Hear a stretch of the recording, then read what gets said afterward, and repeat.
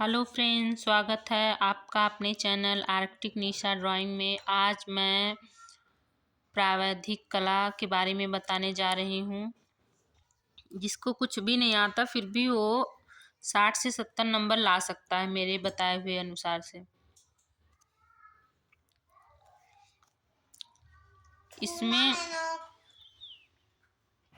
इसमें 100 अंकों का एक प्रश्न पत्र 3 घंटे का होगा। 3 घंटे का होगा। न्यूनतम उत्तीर्णांक 33 अंक हैं। अगर 100 में से 33 अंक जिसको मिल जाएंगे वो पास हो जाएगा। खंड का इसमें 10 अंकों के वस्तुनिष्ठ प्रश्न पूछे जाएंगे।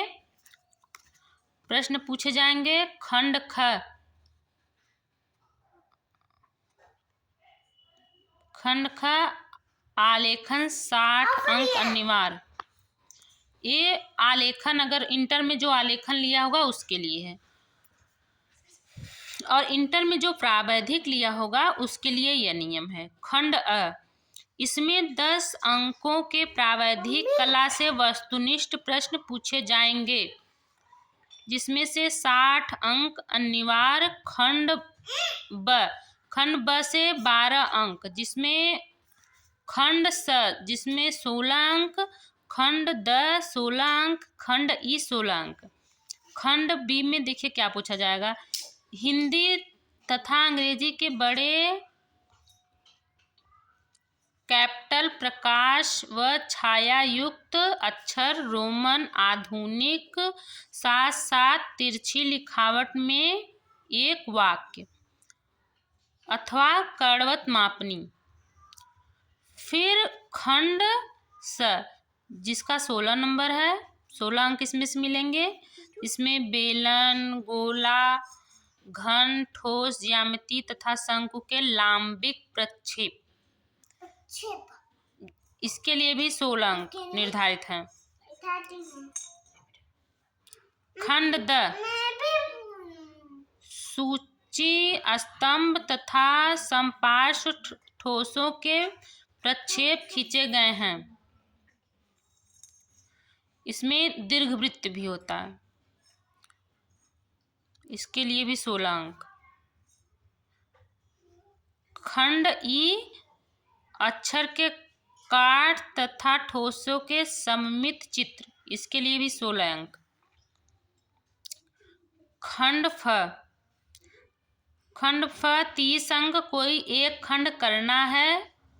वस्तु चित्रण 30 अंक अथवा स्मृति चित्रण 30 अंक अथवा प्रकृति चित्रण 30 अंक अथवा प्राकृतिक दृश्य लैंडस्केप 30 अंक। देखिए प्राकृतिक दृश्य में क्या होता है। पुष्प जैसे प्रकृति चित्रण, पुष्प जैसे कनेर, गुड़हल, पेंजी, कलियां, डंठलों, पत्तियों तथा संपूर्ण पौधों के चित्र। प्राकृतिक चित्रों में छाया, प्रकाश तथा प्रति छाया दर्शाते हुए बनाना, जल रंग या पेस्टल रंग का प्रयोग कर सकते हैं। पौधे व पुष्प पत्तियों के प्रत्येक अंग व जोड़ बनाने में विशेष ध्यान रखना चाहिए। अथवा अगर जो प्राकृतिक दृश्य नहीं बना रहा है तो फिर देखिए अथवा में स्मृति चित्रण। स्मृति चित्रण में क्या क्या आता है। वस्तु चित्रण या प्राकृतिक चित्रण के साथ साथ स्मृति चित्रण सफेद कागज पर प्रकाश, छाया तथा प्रतिछाया सहित निम्न वस्तुओं में से किसी एक का चित्र बनाना होगा। घरेलू बर्तन, क्रॉकरी, शीशे व एनामल, अन्य दैनिक जीवन की छोटी छोटी वस्तुएं या सरल पशु पक्षी जैसे कुत्ता, बिल्ली, खरगोश, हिरन, हाथी, पक्षी, बत्तख, मोर, तोता, मुर्गा, कबूतर, हंस। नाप इन सब की नाप कितनी होगी। 15 सेंटीमीटर से अधिक नहीं। माध्यम पेंसिल, क्रेयॉन। अथवा अगर इसको भी नहीं बना रहे हैं तो प्राकृतिक दृश्य लैंडस्केप, उच्चतर प्राकृतिक दृश्य जैसे उषा काल, मध्यकाल, कोई ऋतु प्रभाव जिसमें मानव, पशु, पक्षी, झोपड़ियों, आकाश का समावेश हो या ग्रामीण जीवन की साधारण झांकी, सामाजिक दृश्य थोड़े प्राकृतिक पृष्ठभूमि में बनाना है। माध्यम जल रंग, पोस्टल रंग, आयल पेस्टल व कार्बन चारकोल पेंसिल। नाप 25 सेंटीमीटर गुणे 30 सेंटीमीटर के दायरे में बना होना चाहिए।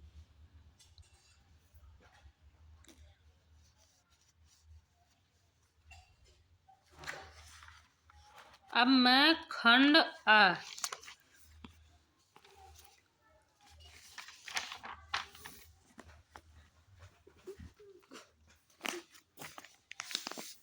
प्रावैधिक कला के खंड अ का वस्तुनिष्ठ प्रश्न कराने जा रही हूँ, जो 10 क्वेश्चन पूछता है।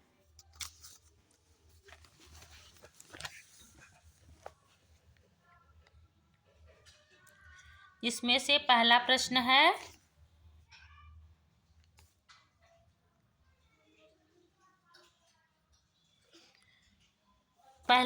है, एक आकृति के बराबर दूसरी आकृति बनाने का अर्थ है दूसरी आकृति को क्षेत्रफल में समान बनाना। इसका उत्तर होगा समान बनाना। एक आयत, वर्ग या क्षेत्रफल ज्ञात करने के लिए गुणा करते हैं। इसका उत्तर होगा भुजा को भुजा से।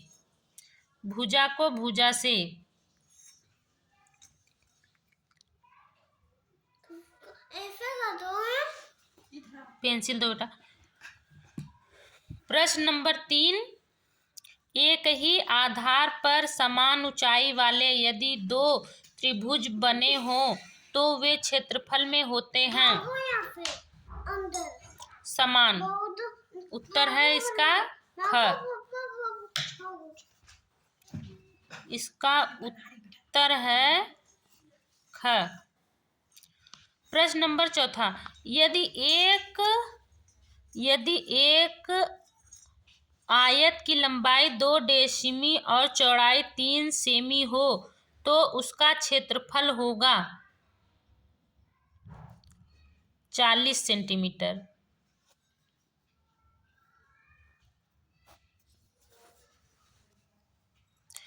प्रश्न नंबर 5, 7 डेसिमी लंबाई और 4 सेमी चौड़ी आयत में 2-2 सेमी की भुजा के वर्ग बनेंगे 20 सेमी। प्रश्न नंबर 6, एक त्रिभुज का आधार 6 सेंटीमीटर और ऊंचाई 2 सेंटीमीटर है तो उसका क्षेत्रफल कितना वर्ग सेंटीमीटर होगा? 6। इसका उत्तर है प्रश्न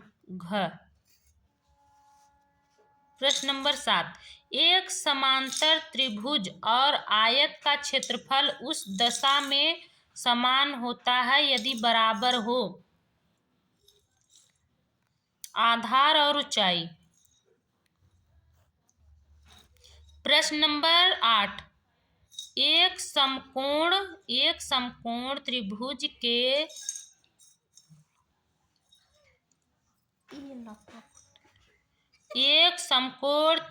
के समकोण बनाने वाली भुजाओं पर बने वर्गों का योग क्षेत्रफल में विकर्ण पर बने वर्ग का कितना भाग होता है?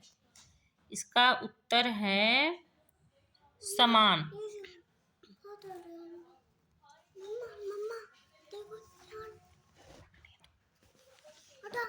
रखने दो बेटा, मत बोलो।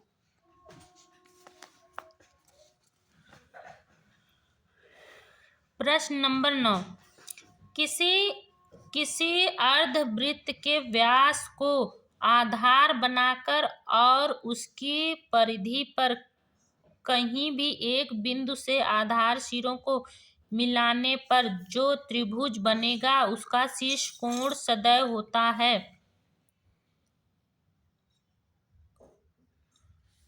90 अंश। किसी वृत्त का क्षेत्रफल होता है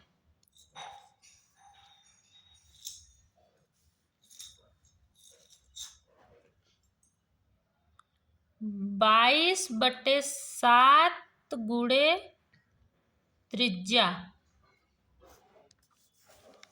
10 का घ 11 का वृत्त के कोई भी दो व्यास अनुपात में एक दूसरे के कितने होते हैं समान। प्रश्न नंबर 12 3.0 सेंटीमीटर व्यास के वृत्त के बराबर एक आयत दी हुई है। इस आयत का आधार यदि वृत्त की त्रिज्या का 3/1/7 गुना है तो ऊंचाई होगी 1.5 सेंटीमीटर। प्रश्न नंबर 13 6 समबाहु त्रिभुजों के द्वारा एक षष्ठभुज के 6 बराबर भाग करने पर प्रत्येक त्रिभुज का शीर्ष कोण होगा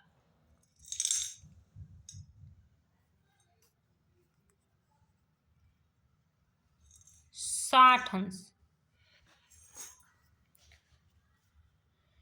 प्रश्न नंबर 14 किसी आयत के बराबर एक वर्ग बनाने के लिए आयत की लंबाई तथा चौड़ाई भुजा का कौन सा अनुपात ज्ञात करते हैं मध्यानुपात।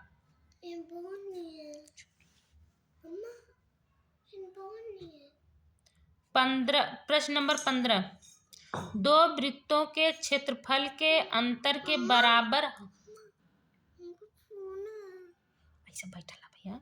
दो वृत्तों के क्षेत्रफल के अंतर के बराबर एक वृत्त बनाने के लिए कौन से त्रिभुज का उपयोग किया जाता है 15 का घ समकोण।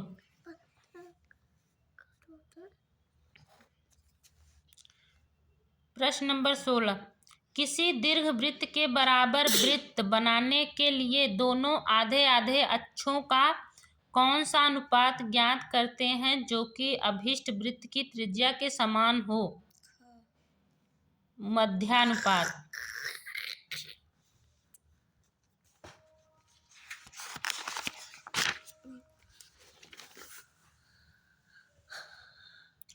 प्रश्न नंबर 17 समान अर्धवृत्तों वाला वृत्त के 6 समभाग करने के लिए उपयोग किया जाता है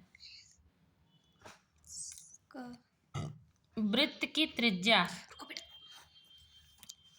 प्रश्न नंबर 18 विकर्ण के समांतर रेखाएं खींचकर एक समानांतर त्रिभुज के यदि 6 समभाग किए गए हों तो 4 आकृतियां समलंब चतुर्भुज बनती हैं। बताइए शेष 2 आकृतियां क्या बनती हैं त्रिभुज। प्रश्न नंबर 19 किसी आयत के बराबर समचतुर्भुज बनाने पर यदि समचतुर्भुज का लंबा विकर्ण आयत के आधार का 2 गुना है तो उसका छोटा विकर्ण आयत की ऊंचाई का कौन सा भाग होगा समान। प्रश्न नंबर 20 किसी समबाहु त्रिभुज का बाह्य कोण होता है 120 अंश। प्रश्न नंबर 21 दीर्घ अक्ष तथा लघु अक्ष एक दूसरे को किस कोण पर काटते हैं वह है 90 अंश।